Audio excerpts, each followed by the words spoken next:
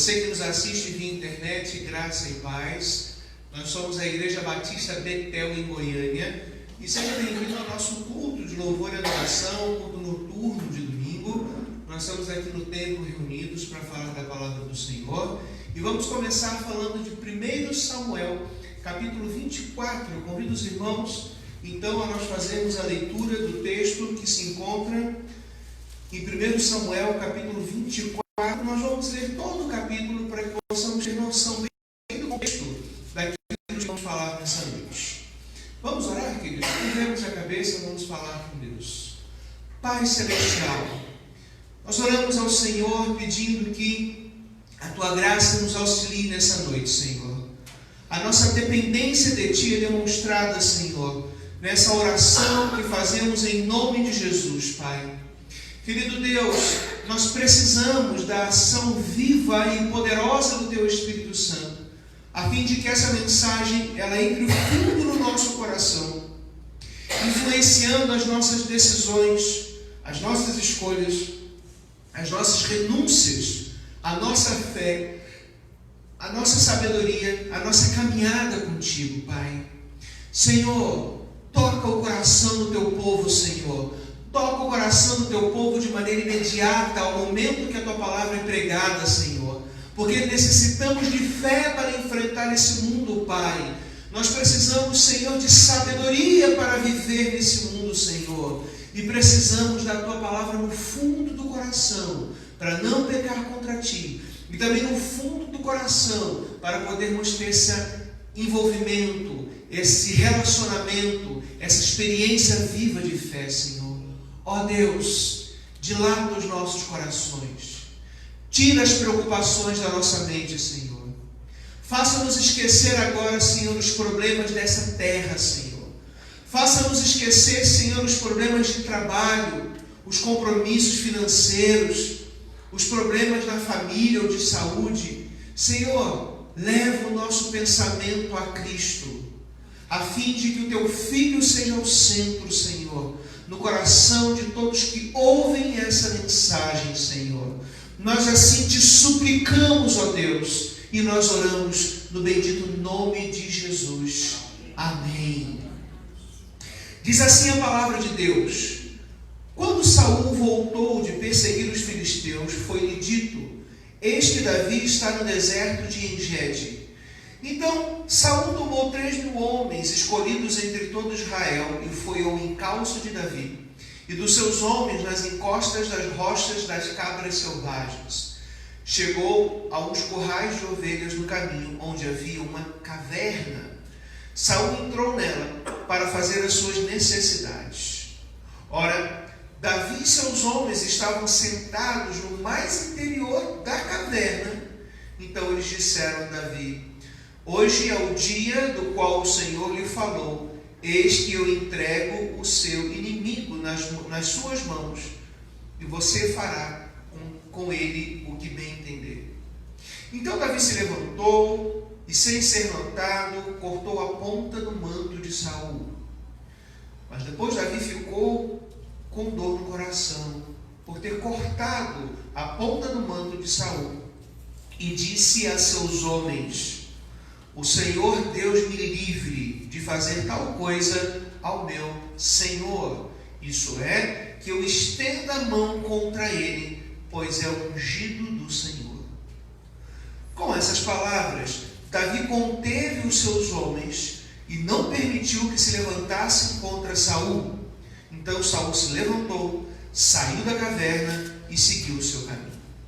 Depois, também Davi se levantou e, saindo da caverna, gritou a Saul, dizendo: ó rei, meu senhor! Quando Saul olhou para trás, Davi se inclinou e lhe fez reverência com o rosto em terra. E Davi disse a Saul: por que o Senhor dá atenção às palavras dos que dizem que Davi quer fazer-lhe mal? Eis que hoje o meu Senhor pode ver com seus próprios olhos que o Senhor Deus o pôs nas minhas mãos nessa caverna. E alguns disseram que eu deveria matá-lo, mas eu o poupei, porque disse: não estenderei a mão contra meu Senhor. pois é ungido de Deus. Veja, meu pai, veja aqui na minha mão a ponta do seu manto.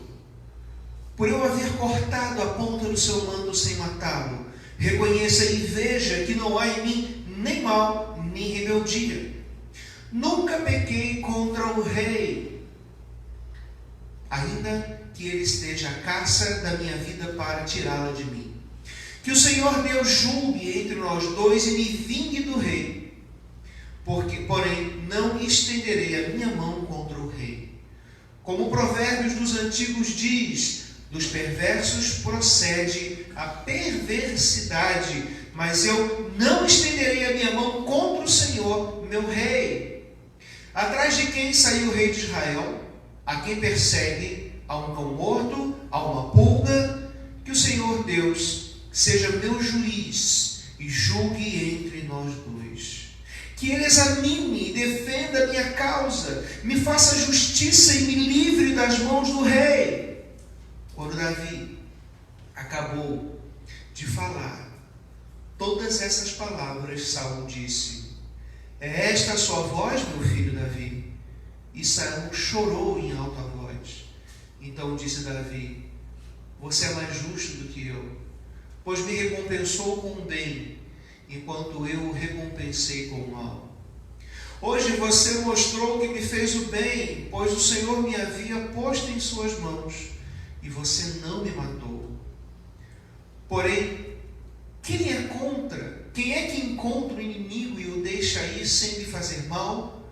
Que o Senhor lhe pague com o bem por aquilo que você fez por mim no dia de hoje.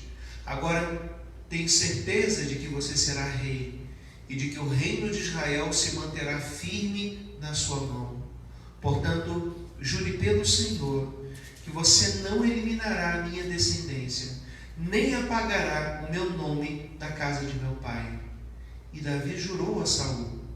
Este foi para casa, mas Davi e os seus homens foram ao lugar seguro. Amém. Amém. Quem se lembra da história bíblica? O rei Saul, ele desobedeceu a Deus e foi descartado por Deus como rei de Israel, e consequentemente a sua descendência também. Ele não teria uma dinastia real. Deus então disse que levantaria outra pessoa, e ele levantou um homem segundo o seu coração, Davi. E Saul, vendo o seu trono ameaçado e a sua dinastia então sem a possibilidade de se perpetuar, levantou-se contra Davi e tentou a todo custo matar Davi, que seria rei de Israel. Queridos, eu percebo aqui que até as injustiças podem ter um propósito de Deus no preparo do plano dele para a sua vida, e é isso que nós podemos aprender com Davi nessa noite. Amados, nós sabemos que não foi a única ocasião em que Davi pôde matar Saul. Aconteceram outras oportunidades em que ele podia fazer isso. Entretanto, Davi mostra um controle e ele mostra uma obediência inexplicável aos olhos humanos. Veja que até no final, Saul pede que Davi faça um juramento e Davi faz. Queridos, Saul, irmãos, não tinha temor de Deus e não tinha, portanto, respeito às pessoas que estavam sob o seu reinado. Mas Davi já começou a dar sinais de ser de fato ungido de rei, ungido por Deus, preparado para ser rei, pelas pequenas coisas e pelo cotidiano dele. Primeira lição que a gente aprende é que essa vida de relacionamento com o Senhor precisa ser marcada pelo cotidiano, inclusive nas injustiças que cometem contra nós. Irmãos, Davi não matou Saul, apesar de ter cortado a ponta do manto dele, por temor a Deus e respeito à relação que tinha com o próprio Saul. Olha que coisa interessante. Apesar de ser perseguido, Saul era o rei de Davi. Numa monarquia, Isso é extremamente importante. A figura do rei, até que ele morra ou seja deposto, é alvo de respeito, é alvo de reverência. Tanto que Davi, quando se dirige a Saul, ele se curva em terra. João Calvino, quando escreveu a sua famosa obra teológica chamada As Institutas da Religião Cristã, que foi o primeiro sistema organizado, vamos dizer assim, da Reforma, onde ele explica as coisas sobre a vida cristã, ele dedicou aquele livro ao rei da sua época. Olha que interessante. E ele diz que estava escrevendo para poder esclarecer os corações, para que as pessoas conhecessem Deus. Ainda assim, ele faz uma dedicatória ao rei. Saul, ele não tinha temor de Deus, ele não levava a sério a sua posição, mas ele encontrou em Davi alguém que tinha temor de Deus e respeitava o relacionamento deles dois. Algumas pessoas acham até que Saul estava louco, tinha algum problema na mente. Sabíamos que ele era afligido por um espírito demoníaco, nós sabemos disso, mas alguns acreditam também que ele tinha algum problema de saúde. A loucura, queridos, chegou a depor reis na história. Alguns reis foram depostos pela família, pelos governantes, justamente por causa da sua loucura. Mas Saul ainda era quem usava a coroa e Davi prestou lealdade ao rei. Na minha vida e na sua, nós temos relacionamentos que podem não ser marcados por um sistema como a monarquia. Mas nós temos relacionamentos com o pai, com mãe, com filhos, com os nossos pais, com o marido, com a esposa, que precisam ser dirigidos por diretrizes vindas da palavra do Senhor. E precisa, queridos, que precisamos ser fiéis a esses princípios, independente do comportamento dessa pessoa na nossa vida. Veja, Davi estava sendo perseguido para ser morto. Ele não ia ser preso, ele não ia ser nem julgado sequer. A ordem era matá-lo. Independente do comportamento, por causa da palavra de Deus e por causa de Deus, Davi mostrou respeito. Ele disse que não se levantaria contra o ungido do Senhor. E a coisa mais difícil no meu coração e no seu, para mim, que prego para vocês, é muito difícil, para vocês que ouvem é muito difícil, é nós irmos contra os nossos instintos de autodefesa. É nós irmos contra ao nosso sentimento de justiça quando as pessoas que amamos se opõem a nós. Nós falhamos, nós erramos, mas ainda assim nós temos uma meta: obedecer a palavra de Deus, obedecer aquela pessoa por causa respeitar aquela pessoa por conta da obediência à palavra de Deus. Difícil, né? Porque veja, Saul estava contra a pessoa de Davi, era pessoal. Tanto eu quanto vocês, nós nos levantamos nesse momento e nos defendemos. Nós brigamos, nós lutamos, nós nos opomos. O que Davi fez? Ele respeitou. Não significa que ele achou que estava certo. Não significa que ele concordou. Tanto que no final ele apresenta suas razões para o rei. Por que você está me perseguindo? Eu não fiz nada para você, etc, etc. Mas ele não se levanta contra o seu opositor. Essa é uma situação, queridos, difícil, e Davi nos mostra um comportamento atípico. Davi nos mostra o comportamento de alguém que tem algo mais, além do que instinto de defesa, além do que ser um ser humano normal, além do que uma natureza como a minha e a sua. Ele demonstra confiança em Deus. Ele demonstra temor a Deus. Ele demonstra que leva a sério a palavra do Deus dele. E eu acredito que nós podemos aprender com essa situação que enfrentou Davi. Como, queridos? Agir com bondade e justiça com pessoas que estão se opondo à nossa pessoa, quando nós estamos certos, quando nós estamos sendo alvos de injustiça, quando nós estamos sendo perseguidos. Como ser bom? Olha o que o próprio Saul disse para Davi.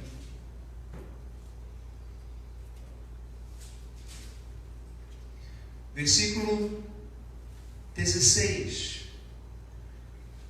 da metade em diante.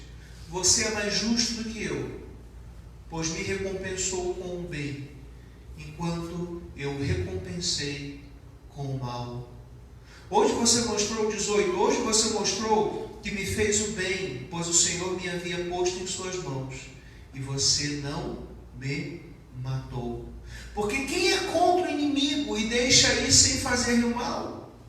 Que o Senhor lhe pague com o bem por aquilo que você fez por mim no dia de hoje. Agora eu tenho certeza que você será rei e de que o reino de Israel se manterá firme na sua mão. Bondade, justiça, não matou o seu inimigo, pagou o mal com o bem. Quem consegue fazer isso, meus irmãos? Quem consegue viver assim? Nenhum ser humano, a não ser que ele tenha um relacionamento profundo com Deus. Abra as redes sociais, faz um comentário de algum assunto polêmico e você vai ser sistematicamente atacado pelas pessoas que te seguem. Entre em grupos de discussão, sobretudo religiosos, e dê uma opinião teológica contrária a alguém que está comentando no grupo sobre algum assunto. Você vai ser atacado. Nós estamos precisando de mais corações como o de Davi, na vida real, na vida virtual, sobretudo nesse século do ódio em que nós vivemos. O Senhor Jesus disse que, no final dos tempos, o amor de muitos esfriaria. E é o que nós vivemos. A começar dentro das casas. Os filhos não respeitam os pais. Os pais não se interessam tanto pelos filhos, pelo coração deles, porque estão preocupados em ganhar dinheiro. Porque o marketing diz que você tem que ter muito dinheiro, que você tem que botar o seu filho na melhor escola, que você tem que fazer 200 mestrados e doutorados, que você tem que ser o melhor em tudo, e nenhum ser humano consegue viver dessa forma, a não ser que aflija a sua alma, a não ser que vá também desprezar as pessoas que estão ao seu redor. Melhor é confiar em Deus e crescer profissionalmente no tempo e no modo do Senhor. Mas para isso nós precisamos manter esse tipo de relacionamento que Davi tinha com Deus. O maior motivo, o mais forte, que levou Davi a não ter uma reação natural de defesa, mesmo ele sendo um guerreiro melhor do que Saul. Davi era um guerreiro exímio. Ele cuidava da guarda pessoal do rei antes de começar essa perseguição. O rei não entregaria a ninguém, senão o melhor, a sua guarda pessoal. Ir contra os instintos, ir contra a vontade, contra as pessoas incitando você a fazer o que corresponde ao senso comum, corresponde ao que o ser humano normal faria. Os amigos de Davi, o que fizeram? Falaram inclusive em nome de Deus. Deus te entregou, mata ele, acaba com isso. Resistir a essa pressão interna e externa é impossível para o ser humano sem ele ter um relacionamento com Deus. Nós precisamos admitir que somos fracos para Deus. Sabe por quê? Sobretudo hoje, nos dias de hoje, nós estamos vivos aqui e agora. O mundo está pesado demais. O mundo está difícil demais. O mundo está diferente demais. E isso nos faz, às vezes, querer ser cada dia mais fortes por nós mesmos, cada dia mais poderosos por nós mesmos. E isso vai nos abatendo, e isso vai nos deprimindo, e isso vai nos levando para baixo. Talvez você não vai enfrentar uma situação em nível bélico, de guerra. Talvez você não vai enfrentar esse nível de perseguição. Veja, o início do capítulo diz que Saul tomou 3.000 homens escolhidos para ir atrás. Os melhores. Ele não levou um bando de gente, um bando de cara. Ele levou 3.000 homens armados, até os dentes, guerreiros, os melhores, prontos para a batalha. Você talvez não vai ser perseguido nesse nível, mas se Davi conseguiu ser fiel a Deus, aos princípios da palavra de Deus, apesar de ter 3.000 homens atrás dele, você e eu em situações menores, em situações de conflitos ou perseguições menores, temos que conseguir viver a palavra do Senhor pela graça, por meio da fé. Não tem como mais os cristãos sempre justificarem os seus erros. Eu e vocês precisamos aprender às vezes que temos que sofrer. Deus quer de fato que passemos por um sofrimento para nos preparar, para nos moldar, para confiarmos mais nele, para confiarmos na nossa majestade e Rei verdadeiro Jesus, para que possamos honrá-los.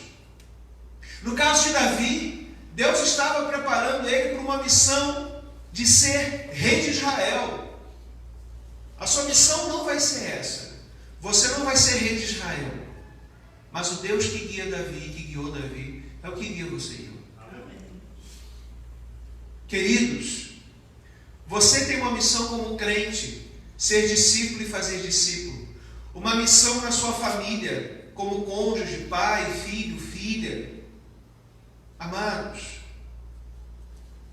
nós precisamos, no meio dos furacões dessas missões que nós temos designadas pela palavra do Senhor.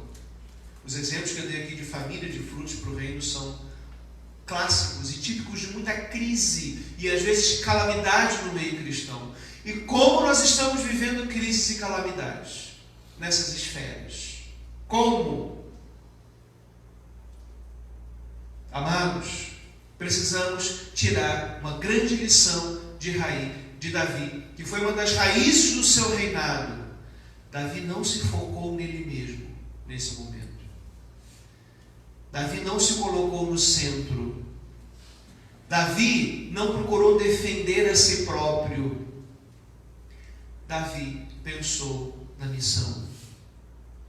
Ser rei para Deus era mais importante do que ele defender a sua pessoa. Ele não focou somente em si mesmo. Ele entendeu que Deus sabe o que faz. E quantas vezes nós estamos sempre focados em nós mesmos, em nossos problemas, em nossas situações, nas nossas doenças, na nossa dívida, no nosso problema conjugal. Nós estamos focados em nós. Não, os meus problemas, os meus problemas, os meus problemas, os meus problemas. E Davi estava preocupado em ser fiel e não agir contra o ungido do Senhor, porque assim ele estaria violando a lei de Deus. Davi estava preocupado em ser honesto e em ser fiel. Um inimigo de guerra que entra numa caverna para fazer suas necessidades. Saul literalmente entrou na caverna, em algumas traduções diz para aliviar o ventre. Ele entrou ali para fazer suas necessidades, para defecar. Não tem momento mais vulnerável para alguém do que isso. A pessoa está numa posição ruim, não está em sentinela, não está com a sua armadura, não está do melhor jeito para poder manusear a sua arma. É sério, gente. É o que a Bíblia diz. Qualquer um rapidamente cortaria a cabeça de Saul. Poderia ficar limpo, poderia fugir e ninguém nem saberia o que estava acontecendo. Paremos de pensar tanto em nós. Paremos de ficar sempre pensando, não eu, o meu problema, como é que eu faço? Eu. Você e eu fomos chamados para colocar a palavra de Deus no centro. Olha o exemplo de Davi. Davi foi liberto. Davi se tornou rei. Davi venceu todas as batalhas. Morreu e cumpriu a sua missão. Porque o centro não era ele, não era o seu ego, era a vontade de Deus. E Deus precisa nos preparar para vivermos a nossa missão. Pastor, qual é a minha missão secreta que Deus quer que eu faça? Começa pelas missões reveladas aqui na Bíblia. Ser um bom marido, ser uma boa esposa, ser um bom filho, ser um bom pai, ser um bom profissional, ser um bom servo de Deus na sua obra, no ministério que Deus te chamou para apoiar, para liderar, seja o que for. Ser um bom estudante. Não, eu quero descobrir aquela vontade, o plano que Deus tem para mim. Tem gente que fica querendo o plano está aqui. Os detalhes dos planos Deus vai te guiar. Com quem você vai casar, onde você vai morar, o que você vai trabalhar. Mas você não tem como sair dessas diretrizes da palavra de Deus. No caso de Davi, ele estava na diretriz o quê? De um servo submisso ao seu rei, de um súdito submisso ao seu rei. Ele não poderia mudar essa situação. Entretanto, queridos, tudo isso nos ajuda a entender a situação, explica a situação, é o diagnóstico da situação, mas não trata o problema. Entender que você não deve ser o centro, entender que a vontade de Deus é soberana e deve ser vivida a qualquer custo, em que pese você sofrer, não é o suficiente para te fazer caminhar, obedecer e viver isso. Isso é a explicação. No paralelo médico, isso é o diagnóstico. Mas diagnóstico cura, irmãos? Não. Diagnóstico trata? Não. Diagnóstico explica. Agora, como vamos resolver? Como vamos enfrentar situações de desespero, de angústia, de injustiça, situações impossíveis na nossa família, no nosso trabalho, no casamento? Será que nós podemos saber o que havia no fundo do coração de Davi naquela hora? Davi estava no fundo da caverna, e no fundo do coração dele, lá no oculto, o que estava no coração dele? Será que nós temos como investigar a alma daquele que se tornaria o rei mais querido de Israel, para saber o que existia ali, que o fez, que o levou então a honrar a palavra de Deus e a respeitar o rei? Abra sua Bíblia no Salmo 57.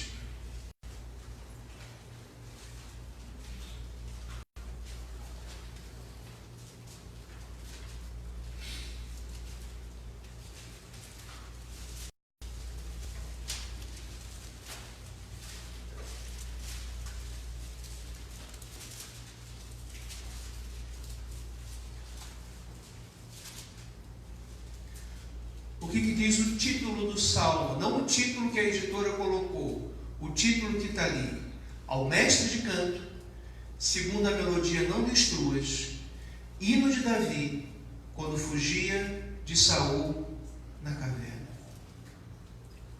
Em sua bondade, Deus nos revelou na sua palavra o que estava no coração de Davi, como ele conseguiu viver tudo isso que falamos até agora. Porque tudo isso é belo, é bonito, é conscientização. Agora, como viver? Que é a chave.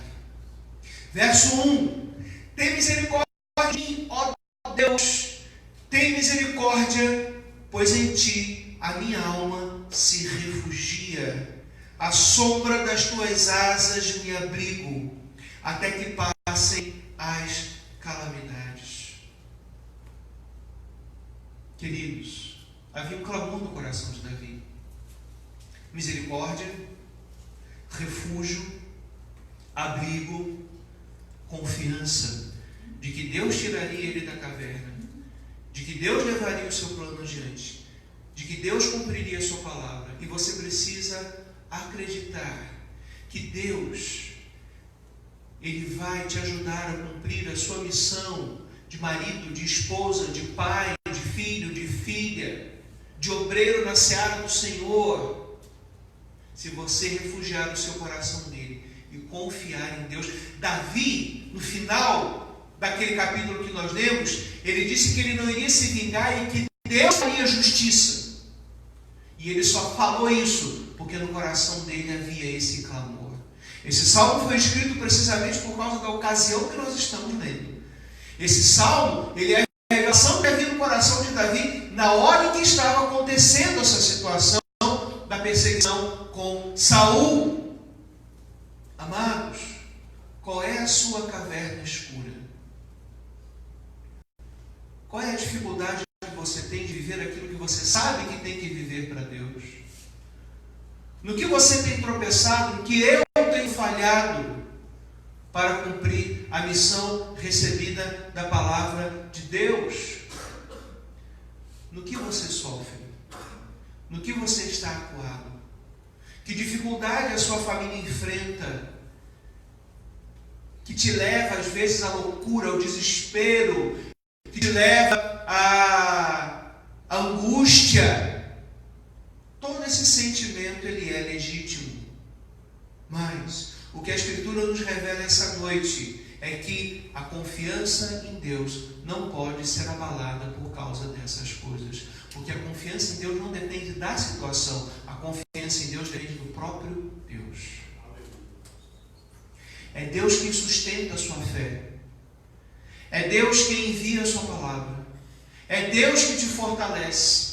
E inclusive para que você aprenda a confiar. E que você caia e levante na confiança. Que você caia e levante na confiança. Que você erre, que você tente se defender, que você brigue, mas que você se arrependa e depois volte para o mesmo lugar. Porque, de maneira legítima, eu sei, muitos podem dizer, pastor, eu não consigo viver isso da noite para o dia, não. Se você falar isso, nós vamos fazer um coral. E eu vou me juntar a você e vou falar a mesma coisa. Porque ninguém consegue. Não está falando aqui, queridos, para que nós possamos viver isso a partir de nós mesmos, mas para que nós confiemos em Deus. Sempre a chave é essa. Ao ler esse Salmo 57, que nós vamos continuar lendo, e Davi, ele estava sempre nessa situação. No Salmo 56 ele já fala de um livramento. Várias vezes ele fala de livramentos. E ele não conseguiria ser o rei que ele foi, vencer as batalhas que ele venceu, se não fosse essa confiança constante e presente em Deus. As situações específicas te ajudam a forjar e fortalecer a sua confiança para a vida inteira, para o dia inteiro, para o seu cotidiano. As situações específicas são para levar você e eu à condição daqueles que confiam em Deus pela graça. E que quando vier o próximo Saul, quando você estiver na próxima caverna, automaticamente você possa driblar isso pela fé, permanecer firme, ser fiel em Deus, a Deus e ter lealdade à sua palavra. A despeito das circunstâncias, use as circunstâncias para te treinar. Use as circunstâncias para você caminhar em confiança e fé. Não se desespere, não se abata. Mas se isso acontecer, chora diante de Deus, mas não desista. Satanás tem um alvo diferente de Deus para você. Tudo que Deus diz na Bíblia para você, Satanás tem uma outra Bíblia que tem exatamente os alvos contrários. Se você é casado, Deus tem o seguinte alvo, que você permaneça casado, porque Deus abomina o divórcio. Mas sabe qual que é o alvo de Satanás para você? O divórcio. E ele vai insistentemente trabalhar isso no teu coração. Se você é mulher, Deus tem como alvo o seu papel de esposa ser submissa ao seu marido. Mas Satanás tem um alvo para você. que você seja insubmissa, orgulhosa, arrogante, bata de frente, discuta. Se você é homem, Deus tem como alvo que você ame a sua esposa como Cristo amou a igreja, ou seja, com todo o sofrimento que isso envolve.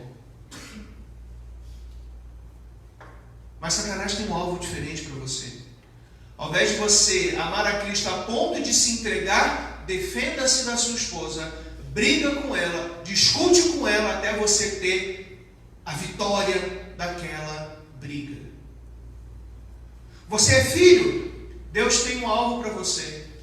Que você seja obediente aos seus pais, que você honre os seus pais, mas Satanás tem um alvo diferente para você. Que você seja desobediente, que você seja infiel, que você seja igual ao mundo, que você seja independente. Você é pai ou mãe? Deus tem um alvo para você. Que você não irrite os seus filhos, que você os crie na disciplina do Senhor. Mas Satanás também tem um alvo para você. Que você irrite os seus filhos e que você também não discipline conforme o caminho de Deus. E deixe frouxo, para que se torne o que nós temos hoje aí, à nossa vista.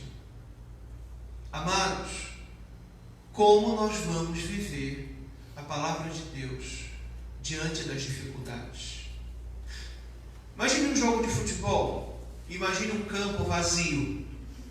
Resumindo, o que é o jogo de futebol? Você tem que colocar a bola no gol do adversário. O objetivo é esse. Aí tem as normas, as técnicas, as regras, e aí tem o Arnaldo para explicar para a gente se pode, se não pode, tem os comentaristas e de futebol e etc, etc. Tem as paixões dos times e tal. Mas, em uma linha, qual que é o objetivo do futebol? Colocar o gol, a bola no gol do adversário. Certo? Imagina um campo vazio, está só você ou o seu time, e não há um time adversário. E a sua meta é colocar a bola lá dentro. Facinho, não tem time adversário. Não precisa nem do time. Você olhando o WhatsApp, você vai chutando a bola, até chegar no gol adversário e você faz gol. O objetivo da palavra de Deus também não é difícil. O problema são os adversários. O problema, em primeiro lugar, é a sua natureza humana e a minha, decaída e pecaminosa, e nós dependemos da graça de Deus para tratar isso. Confessando os nossos pecados e buscando a Deus pela fé. O outro problema é o mundo, esse time enorme de adversários que fica na tua cabeça como os amigos de Davi ficaram, para que você faça errado. E outro grande inimigo, que é o capitão disso tudo, é Satanás, o Deus desse mundo, mas que já está derrotado. Só que você tem que lutar para que ele seja derrotado. Ele é derrotado quando você luta. Deus então te entrega vitórias como ele fez com Davi. Queridos, Deus nos chamou para determinadas tarefas e Ele usa aflições para nos preparar, para forjar fé, que Deus tem o controle de todas as situações, por mais difíceis, impossíveis ou enlouquecedoras que elas possam ser. Um servo de Deus precisa confiar no Senhor sob qualquer circunstância, até numa caverna cercada por 3.000 homens. Amém, queridos? Amém. Meus amados, leamos o restante do Salmo. Verso 2: clamarei ao Deus Altíssimo, ao Deus que por mim tudo executa. Dos céus Ele me envia o seu auxílio e me livra. Cobre de vergonha os que procuram me destruir. Envia a sua misericórdia e a sua fidelidade. E aqui eu quero fazer um comentário. Acredito que ele falou da misericórdia, porque nesse momento precisamos muito da misericórdia para não atacar. Não é, olha como eu sou bom, como eu sou um bom cristão. Se eu não fiz, porque eu bebi dessa misericórdia na minha vida. Versículo 4: a minha alma está rodeada de leões ávidos por devorar os filhos dos homens. Lanças e flechas são os seus dentes, espada afiada é a língua deles. Tinham 3.000 homens lá fora. Metaforicamente, ele transforma isso em leões, em gente armada até os dentes. É como se ele estivesse numa cova cheia de leões. Se exaltado a Deus acima dos céus e em toda a terra brilha a sua glória. Queridos, Quantos de nós pensa na glória de Deus nos momentos da calamidade? Quantos de nós se importa em dizer que Deus está acima em toda a terra e que o nome dele seja glorificado nesses momentos? Nós queremos a nossa glória e a nossa defesa já, aqui e agora, imediata, e não confiamos no Senhor como confiou Davi. Armaram uma rede aos meus passos, a minha alma está abatida, abriram uma cova diante de mim, mas eles mesmos caíram nela. É o resultado de quem confia em Deus. Deus faz essas coisas, ao invés de você e eu fazermos. Firme está o meu coração, ó Deus. O meu coração está firme, cantarei e entoarei louvores. Acorde, ó minha alma, acorde em lira e harpa. Quero acordar o alvorecer. Olha que coisa bonita. Davi quer acordar o dia que começa, louvando a Deus, confiando no Senhor. Ao invés de ele ser despertado pelo sol, diz um comentarista bíblico, ele despertava o dia, louvando o Senhor e confiando nele a todo tempo. Todo momento. Eu te darei graças entre os povos, cantarei louvores a ti entre as nações, pois a tua misericórdia se eleva até os céus e a tua fidelidade até as nuvens. Se exaltado a Deus acima dos céus e em toda a terra brilhe a sua glória. A história de 1 Samuel 24 é linda, mas há todo um conteúdo de fé dentro disso.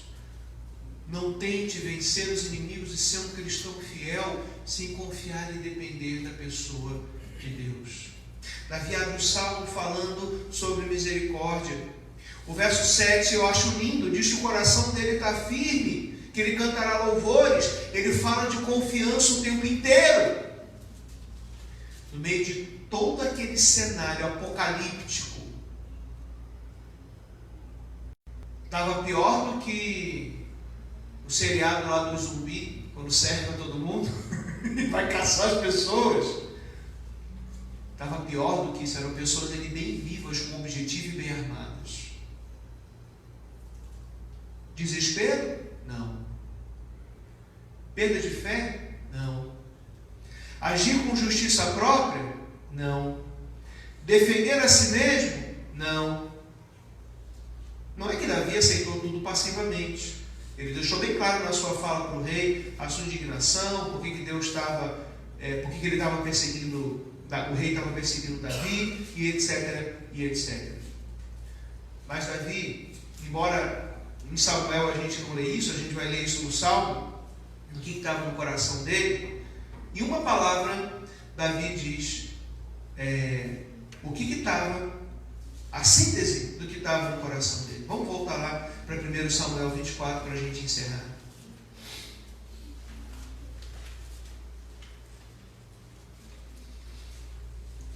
Versículo 15.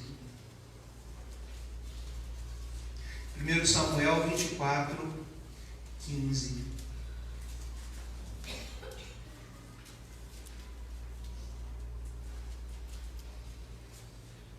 Que o Senhor Deus seja o meu juiz e julgue entre nós dois.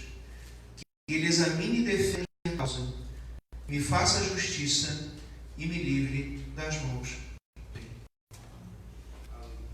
Uma pessoa falar isso é fácil, mas para falar isso de verdade e crer, precisa ter um coração cheio de confiança, como nós lemos no Salmo 57.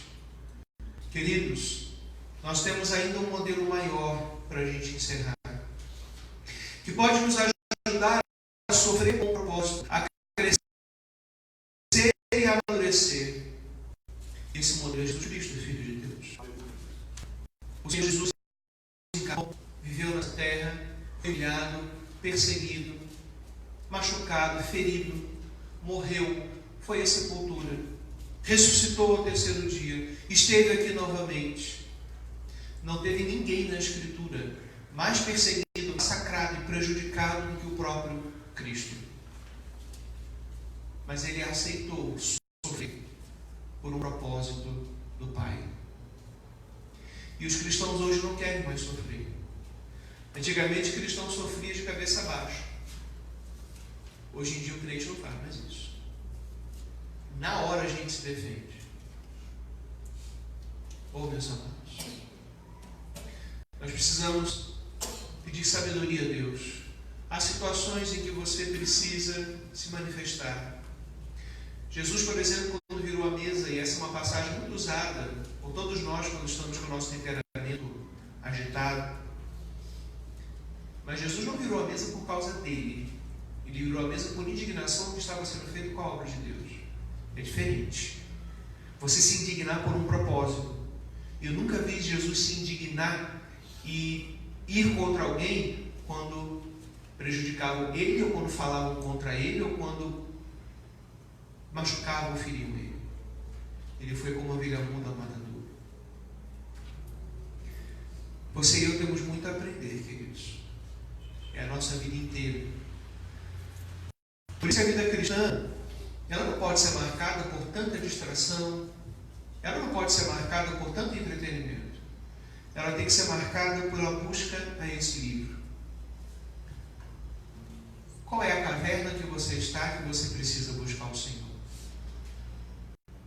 Do fundo da caverna é onde você precisa consultar esse livro, em oração. Você não precisa ir para um monte lindo, maravilhoso, na sua casa, na sua cama, na mesa que você toma café, de madrugada, de tarde, o horário que você puder. Senhor, pessoas me perseguem, eu tenho uma situação difícil, há aflição e angústia na minha casa, mas eu confio no Senhor, eu louvo ao Senhor. Me ajuda a não me colocar no centro, ajuda-me a colocar a tua glória no centro. E você vai ver que você vai errar e acertar. Você às vezes vai conseguir e às vezes vai falhar, mas que você vai estar a caminho. Que você, como cristão, tem um propósito. E aqueles que estão no caminho, Deus ajuda, Deus fortalece, Deus perdoa quando falha. Deus não quer uma perfeição, porque Ele sabe que não pode pedir isso de mim e de você, não que Ele não possa, no sentido de que nós não temos como responder. Mas aqueles que querem, aqueles que têm uma meta, Deus perdoa quando falha e dá mais uma chance, e outra, e outra, e outra, e quantas forem necessárias. Se o meu coração e o seu se arrependerem e de novo voltar a buscar o Senhor. Que nessa semana você e eu possamos meditar. Deixa essa palavra entrar no fundo do teu coração. E quando você, normalmente talvez você lembre dela na hora que você errar. Na hora que a gente está errando, que a gente lembra. Não fica assim, ai, agora eu não fiz, e sente um monte de culpa. Pare e fala, Senhor, perdão. Eu preciso daquela ajuda de Davi lá na caverna, para ter o meu coração confiando no Senhor. Que a graça nos baste, querido, para que possamos viver a nossa jornada. Isso é todos os dias da nossa vida. A vida cristã é cotidiana, é dia a dia. Em nome de Jesus. Amém, queridos. A você que nos assistiu via internet, Deus abençoe seu coração, a sua vida, a sua família.